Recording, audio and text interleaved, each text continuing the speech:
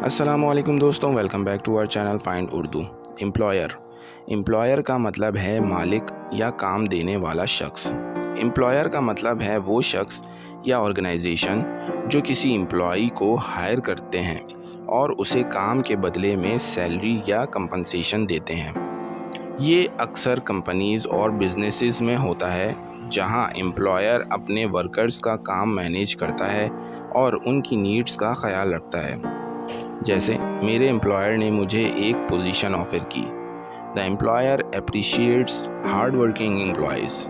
Employer मेहनती employees की तारीफ़ करता है। तो दोस्तों, एम्प्लॉयर का मतलब है काम देने वाला या हायर करने वाला शख्स या ऑर्गेनाइजेशन। उम्मीद है अब आपको एम्प्लॉयर का मतलब समझ में आ गया होगा। मिलते हैं नेक्स्ट वीडियो में। शुक्रिया।